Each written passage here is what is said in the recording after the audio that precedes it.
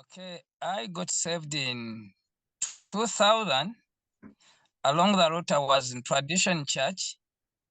In 2014, I got one of the members whom I called like my first mentor, was called Sama Sinai. So he was working with E3. He introduced me to a simple system of making disciples. Prior, we used to do crusades, what? So this time he told me, no, how do you track the people you've preached to? And how do you track their maturity? And how do you know that they are really obeying, or how do you know that they are really baptized? So then he introduced me to DMM. He started coaching me how to use little finances and reaching many people. That's when I learned how to do one-on-one sharing the gospel. He introduced me to tools like the bridge, and we started from there. And he used to coach me, guide me, going with me on missions and training me online, panel beating me here and there. Then in 2016, Kuma came to Uganda. John Williams invited him. Kuma from India. It was like a big push in me. I saw a man who was really determined to do DMM. He coached us. I saw how possible this was, and this how we could impact many. So when I came back, I started sharing also the gospel with my neighbors. Prior, I used to go with some. Now I started sharing the gospel with my neighbors, baptizing them, actually learning more within the field and with the experience. Now, when I came back here, like on our village, I first shared with somebody called, she was a neighbor called Nakauchi Diana. She was very close to me. When we shared the gospel with her, when I shared the gospel with her, she accepted to be baptized. I welcomed her in the house church. Then we continued, and I really we did prayer work, sharing the gospel. Then I got another person called Edison. I shared with Edison, and also Edison accepted Jesus Christ. So he became also a member of our house church here. So that's how we started, slowly by slowly. And later I started introducing it to my fellow pastor friends. But in the beginning, not all could accept this. It was more like a new religion to them, engaging into the tradition, narrowing them to house churches. It's like releasing authority was really very hard. But in the process of training, I got in touch and I got somebody called Mugabe Isaac. So Isaac picked the vision and he went more viral, even more than in making disciples. He turned his church, the whole of his church, and every member had to make a house church. So with him, he picked it up, and I was like, woof, I've gotten somebody whereby we can share the same vision, same focus, and same goal.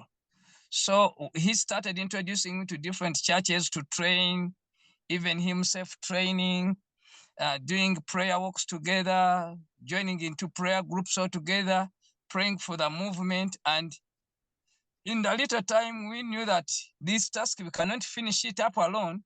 So we identified that got to know that we need to raise up as many leaders as we can. So we started engaging our friends who have accepted Jesus Christ, like training them, releasing authority to them, allowing them to do the same. But it was not all that all could do it out, because what I got to know that you envision many, but few could get it really fully.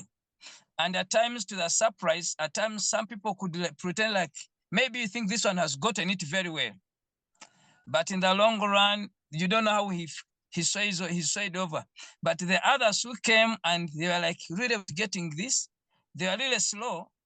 But as time goes on, they could get the vision. Like we have Joseph Mukisa.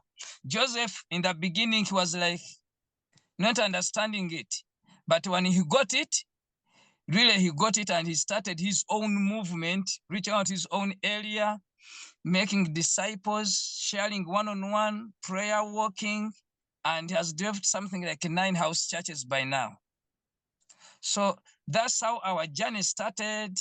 And we started engaging into different areas also, like the camp. Last year we are doing with refugee camps of Congolese. So we started getting into area, the unreached and unengaged people groups. We started looking into those areas, reaching out to them, like the Congolese. We reached out to them last year.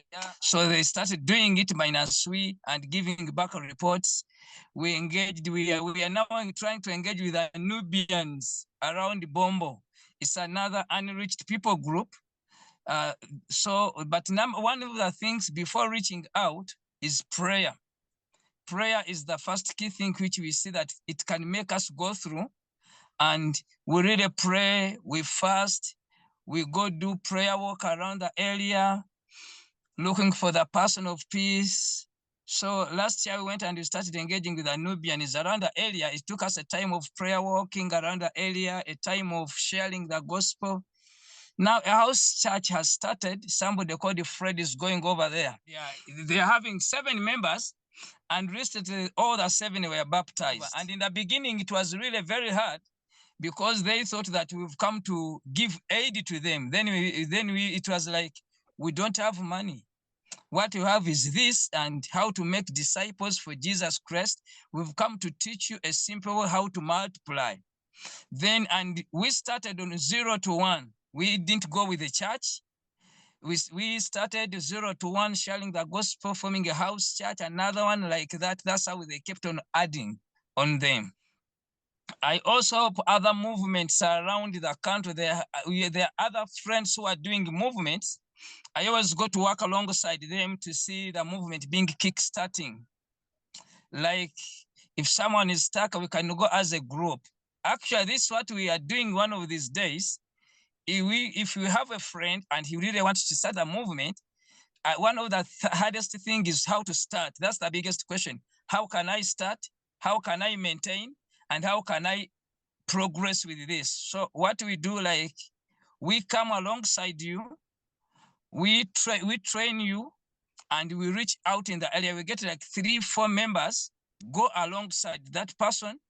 So we train in his area, him, and we reach out, and until we get a person of peace, we start from there. And as the members, they start to gather and they're growing, then we leave and think of other person. That's how we are trying to do it out with even other colleagues and other friends. Actually, we always organize also what we call internal mid-levels. And in these internal mid-levels, we work with our people who are doing the movement. But there are some members, really, they have a heart of the movement, and they're within a house church, and they want to start the movement in their area, and they don't know how they start. They come to us and explain. Then we tell them that plan for us a day and a time. So the team goes there. As the team goes there, we get time of prayer together. Then we start reaching out to the area, believing God for the person of peace, members. So whosoever comes on board, we train that person also to reach out to another person. So until we see that the movement has really started, we start following up like that, little by little, but we keep encouraging them, praying with them, making follow-up with them, organizing quarterly trainings or mid-levels. We go through stackages, barriers. We see how we can go through where this person is stuck and how he can be helped to reach out to the next level. So of course, challenges are always there, but we say we can overcome them. And it depends on the horizon. What are some of the challenges that you've had to face? Okay, one of the most challenging thing now is changing, like people come from the traditional background, is changing somebody from a traditional background to the movement system. So those are part of the challenges, like pursuing movements, you don't have titles. like being a bishop, like being a pastor, a big pastor, recognized pastor. And we always have a saying that the glory of a king are people around him.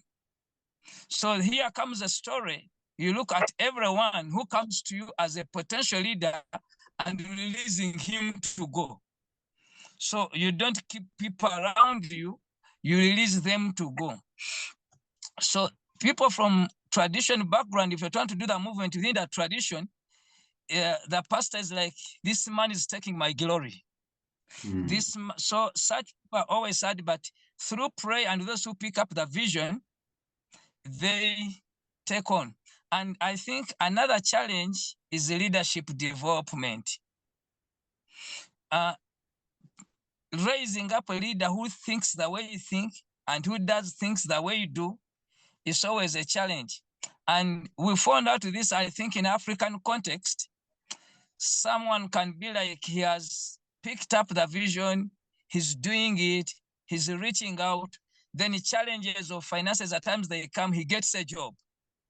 We always say, praise the Lord, maybe you start a movement at the place of work.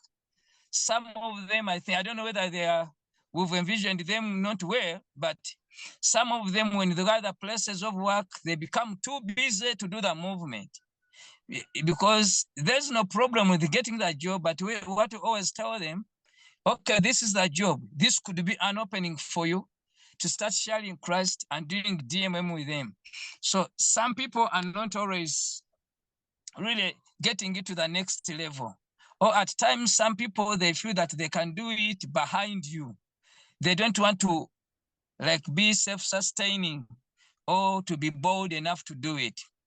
So I think it takes a lot of time. I think I always tell people that discipleship takes time. Takes time. Yeah, it takes a lot of time. So if you don't give him a lot of time, he will move a little bit, then he moves on. And at times, I don't know, discouragement comes along the way. You don't know, but those are part of like the things that you really get somebody is really well trained, you feel he can do it, then he loses it along the road, he loses it. So that's part of the challenge. Then I think another challenge is these other religions also, of course, it's like they have their religions and they have their belief, whereby they are not ready to live their beliefs. They are ready to go on with their beliefs, and this is not what really Christ wants us to do. And maybe inferiority complex, telling somebody that this is what you can do. You can baptize, you can lead a training, you can do this. I remember when I was starting to release leaders, it was hard on them, not even to me.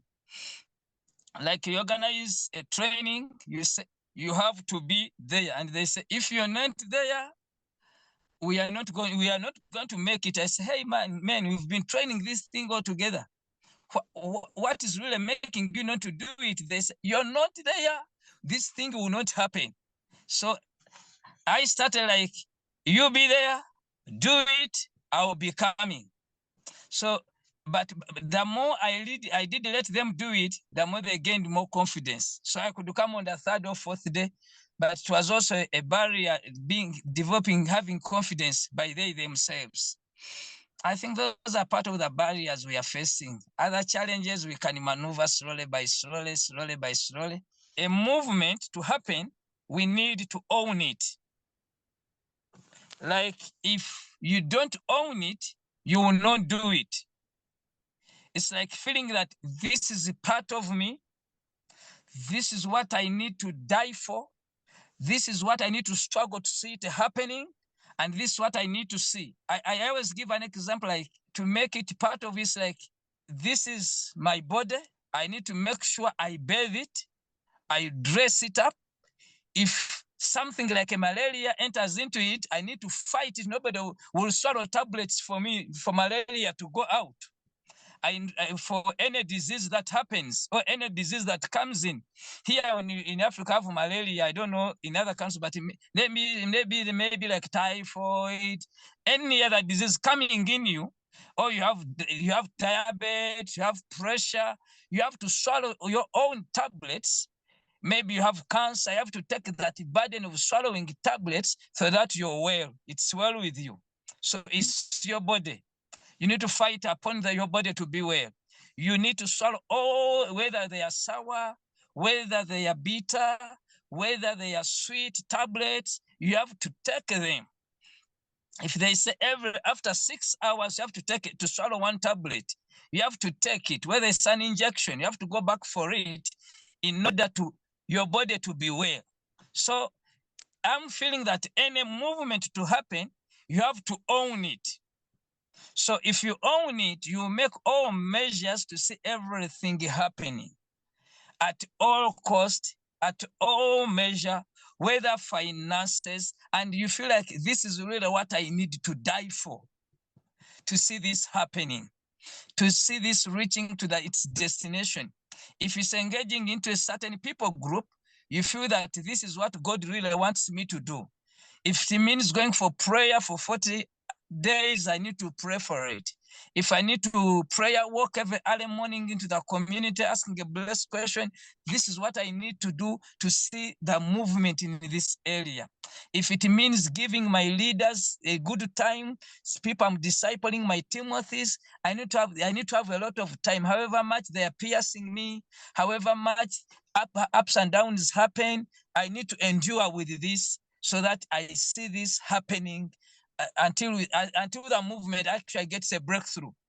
If you don't own it and you think of another person, it's like you're having diabetes or pressure or typhoid. You say, okay, let somebody swallow for me the tablets, then me will be healed. No. So this is what God has been teaching me, that any movement to start needs a group of people that have owned it, that really feel that these are my people. I need to reach out to them. I need to see my people knowing Christ. I need to see my people being broken for the lostedness. So this is what I can fight for. Actually, this is what I need to see happening. And who is responsible is upon me and me and me. Who will take the bitter herb? Me and me and me. Why? For the purpose of seeing a movement happen. I have been encouraged by Paul's statement when he said, all these come to my way, but my joy is the work is going to be done and is going to be accomplished. So all the challenges can happen, all barriers can happen, all persecutions can happen in all measures, but the joy is always keeping our focus on the goal and finishing the task which God has placed into our hands. I always tell my friends that this is what God has given us. We cannot daily lose it or throw it down. We need to endure, carry it, hold it, however heavy it is, however hot it is, however taxing it is. Really, we need to see this happening. John Williams has been also my great mentor. Perfect, great mentor. There's a way how he picked me up, and when he comes, he coaches me alongside. He coaches me when he comes, moving out in the trainings with him, giving me training tools, different books to read, envisioning me. He brings in teams who go out in the field together. He actually practicing it on board with him, going in the field, starting house churches, maintaining them, releasing authority. So I've been having great time with him. Like recent when he comes, we sleep in he gets me on board, spends a full month with me, and I always get different trainings also with Justin White. He coaches me online. He visits. He sleeps in my home, poor home. So working out with my leaders. Yeah, so, it's one thing to do something, and it's another thing to know that there's somebody whom I do work with, whereby we share the same vision. And what strengthens these are outsiders from different countries and different nations coming to share the same vision with us and what we are doing. And really, they are working besides us to support us prayerfully, financially, with the tools we can do, that the task can be fulfilled. Yeah, so they work behind us always.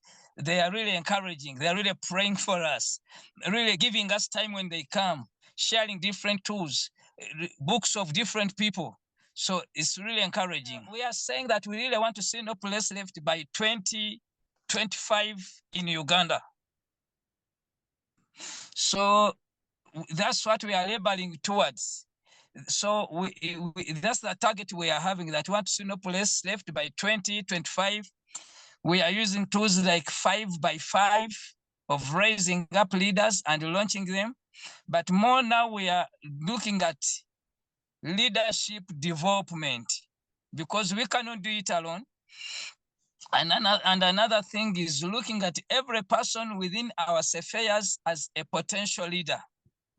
So to release leaders as many as we can, and to pray and dependence on the Holy Spirit, and a lot of gospel sharing, so that God will help us. That's our vision. We want to see No Place Left in Uganda by 2025. Then we'll be able to say there's no more place left for us here, including the Nubians, including the Somalis, including the Hindus, including the Baha'u'llahs, Jehovah Witnesses. So reaching out to them all. And we are praying God to give us boldness to do this. Yeah.